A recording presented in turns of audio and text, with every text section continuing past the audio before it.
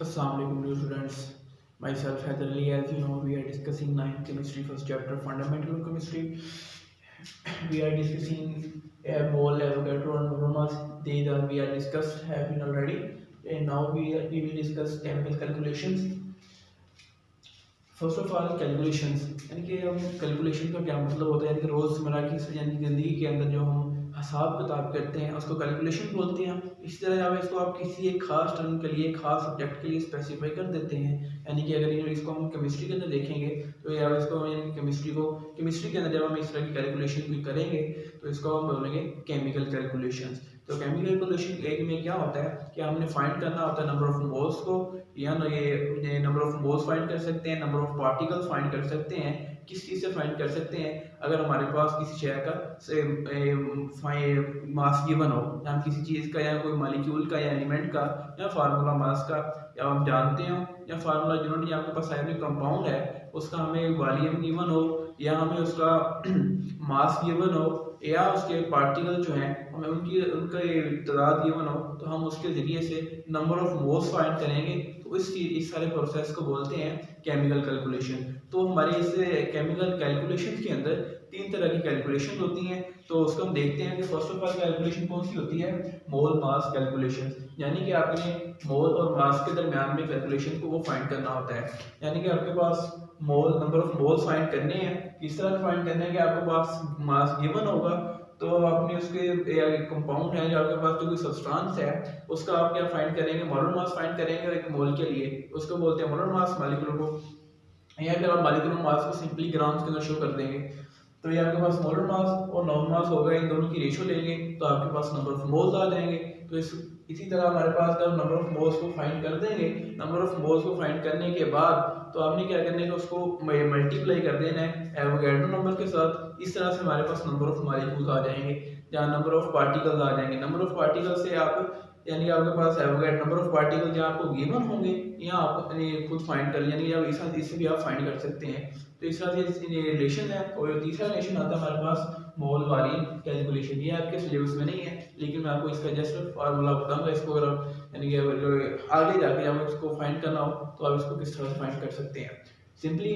तो सबसे पहले देखते हैं मोल मास कैलकुलेशन। मोल मास कैलकुलेशन के अंदर आपके पास क्या होता है कि नंबर ऑफ मोल्स फाइंड करने हैं। तो उसका फार्मूला क्या है कि आपने नाउन मास, यानी कि आपके पास कोई ना कोई मास दिया हुआ होगा, तो आपने उसमें क्या करना है कि उसका मोलर मास फाइंड करेंगे और उन दोनों की रेशो निकाल देंगे। तो आप उसके क्या आ गए? Number of moles. यानी कि अगर हम इसके एग्जांपल को बात करते हैं तो मैं कह देता हूँ 16 ग्राम ऑफ सल्फर मैं आपको कह देता हूँ। तो सल्फर का आपको मुझे पता है कि इसका एटॉमिक नंबर होता है वो 16 होता है, सॉरी 32 होता है। एटॉमिक मास, एटॉमिक नंबर 16 होता है। तो अगर हम देखते हैं इसमें 32 होता है तो मास हमारे पास कितना है? 16 ग्राम है ओवर 32। इधर नंबर ऑफ मोल्स जो है जिसको मैं इनके साथ सिंपली शो कर रहा हूँ, तो जब इसको डिवाइड करें तो कितना आ रहा है? 0.5। ठीक है। इसी तरह मैं आपको कह देता हूँ कि हमारे पास 36 ग्राम जो है 36 ग्राम ऑफ H2O। तो हमारे पास 60 वाटर जो है उसके 36 ग्राम है। तो हमने इसके नंबर ऑफ मोल्स फाइंड करने हैं। n इज इक्वल टू हमारे पास मास क्या है? गिवन है 36 ग्राम। तो इसको हमने यहाँ वैल्यू पुट की। और H2O का आपको पता है जो मोलर मास होता है 18 AMU होता है मॉलिक्यूलर मास। उसको जब ग्राम्स में शो कर देंगे सिंपली तो हमारे पास वो क्या आ जाएगा? मोलर मास आ जाएगा। तो हमारे पास कितना आ गया? 18। तो इसके लिए हम दोनों की रेशो निकालें तो हमारे पास 2 आता है। तो ये कितने होंगे? 2 मोल। यानी कि मोल का जो यूनिट होता है, वैसे MOLE लिखते हैं मोल को, जब उसको यूनिट लिखेंगे जो स्टैंडर्ड यूनिट है SI के अंदर, तो वो क्या है? MOL, यानी कि इसके 2 मोल है।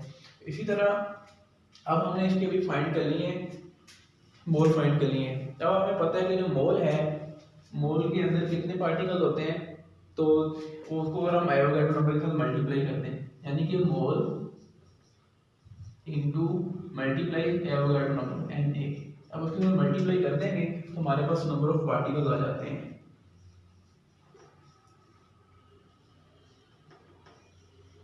ठीक है। इससे रिलेशन से हम क्या फाइंड कर सकते हैं? नंबर ऑफ पार्टिकल्स फाइंड करेंगे। तो इसी तरह हम क्या करेंगे भाई, इस चीज को अगर हमने मोल्स यानी कि हमारे पास नंबर ऑफ पार्टिकल्स गिवन है, पहले से गिवन है, और एवोगैड्रो नंबर की वैल्यू हम जानते हैं, तो हम जानते हैं तो हम क्या करेंगे भाई? नंबर ऑफ पार्टिकल्स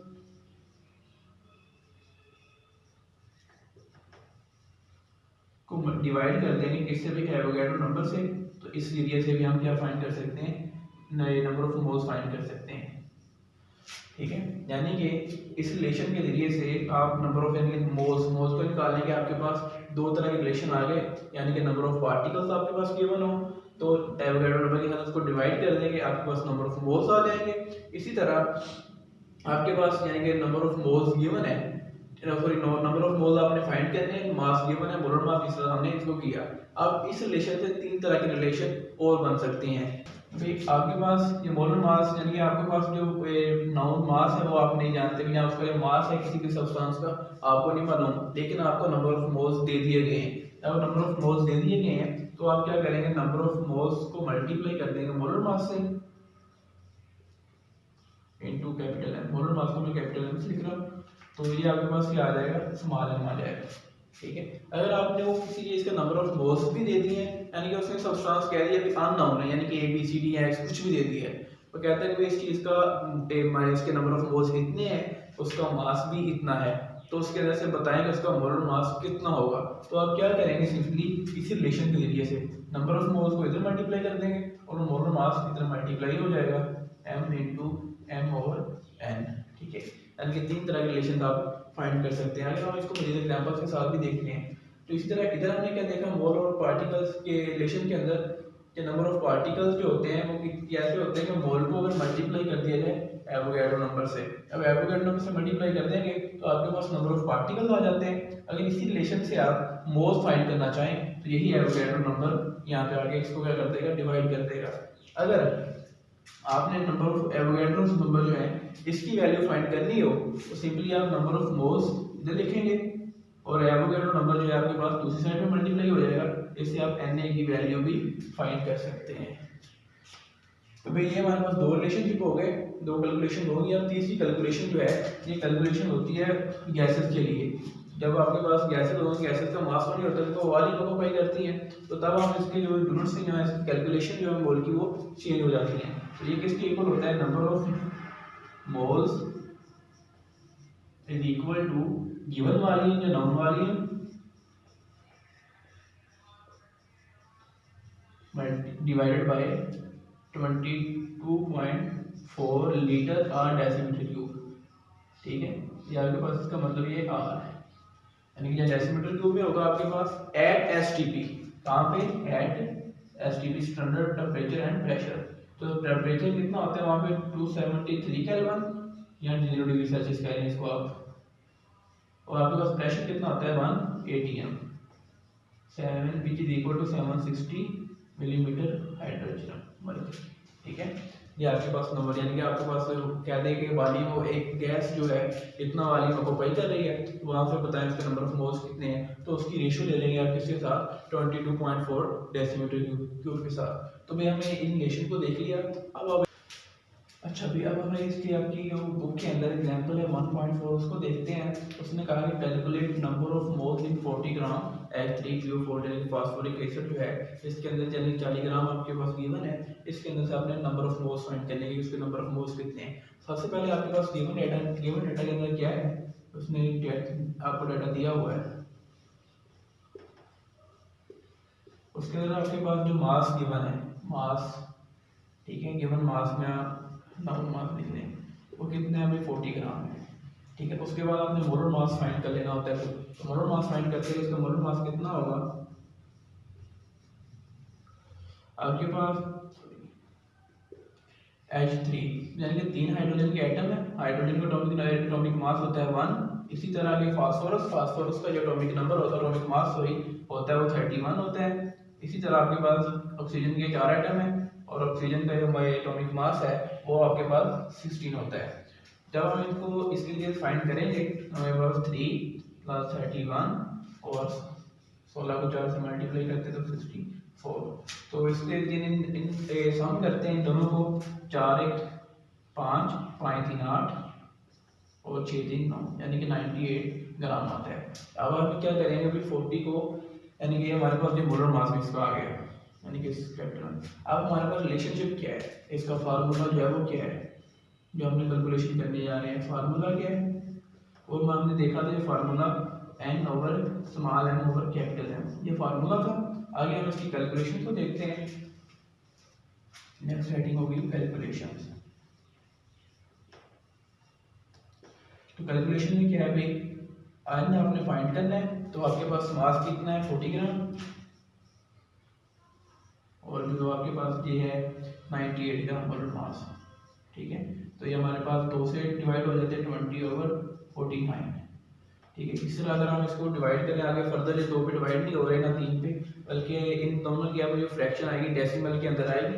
अब आप इसको फाइंड करेंगे, आपके पास 0.4, उसके पास 0 और फिर 9। ठीक है, तकरीबन आपके पास सॉरी 0.48 392 होता है। ठीक है, यानी कि इतने इसके अंदर मोल्स मौजूद होंगे।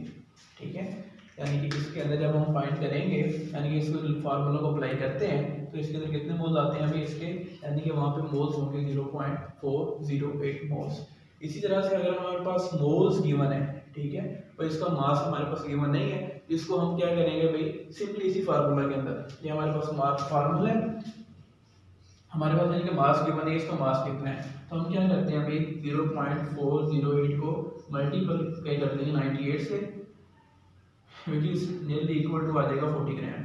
ठीक है, इसे आप मास फाइंड कर सकते हैं। अगर आपके पास नंबर ऑफ मोल्स भी हैं, ठीक है, नंबर ऑफ मोल्स भी हैं, मास भी गिवन है, तो आपको कहेंगे भी इसका मोलर मास फाइंड करेंगे, इसका मोलर मास कितना होगा, तो भी आप सिंपली क्या करेंगे, इसको यानी नंबर ऑफ मोल्स को इधर लाके डिवाइड कर देंगे, m is equal to capital small m और n के साथ, यानी कि 40/0.408 which is nearly equal to 98 आ जाएगा।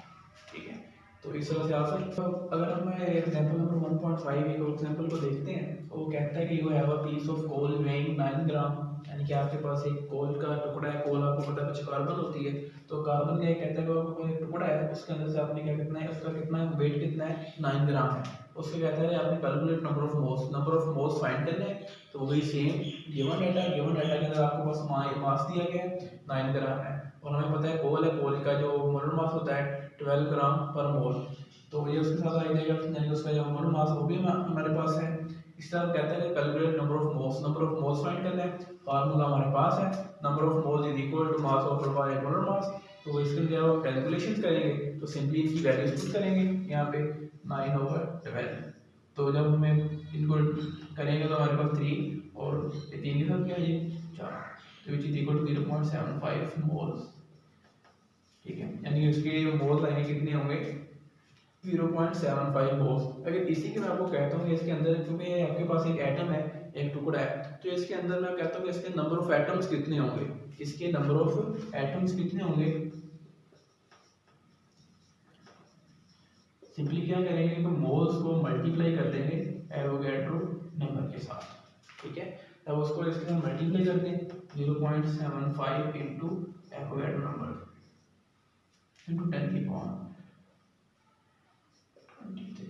ठीक है, इसके साथ मल्टीप्लाई कर देंगे, इसके पास आपके नंबर ऑफ एटम्स भी आ जाएंगे। ठीक है, अगर आप बच्चे इसी के अंदर से फाइंड करना चाहते हैं, यानी कि आपके पास मास भी गिवन है, नंबर ऑफ मोल्स भी गिवन है, यानी कि आप देखें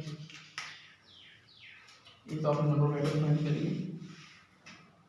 अगर वो कह देता है कि इसके अंदर जो नंबर ऑफ मोल्स हैं वो 0.75 हमारे पास गिवन है, तो इधर आपके पास यानी कि 9 मास फाइंड करें, तो मास हमने फाइंड करना है, एक्सिस को लिख लें सिंपली, और ये 12 है, तो 12 को जब इधर इसके साथ मल्टीप्लाई करेंगे 0.75 into 12 which is equal to X, जब आप जो हमने फाइंड करना चाह रहे हैं, तो आपके पास 9 आ जाएगा।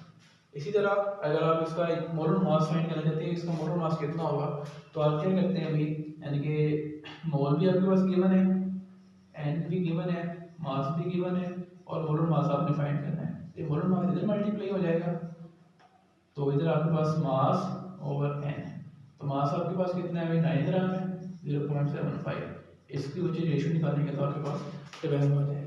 यानी कि इस रिलेशन से हम 3 तरह की कैलकुलेशन कर सकते हैं। कब कर सकते हैं, जब आपके पास 2 गिवन हो।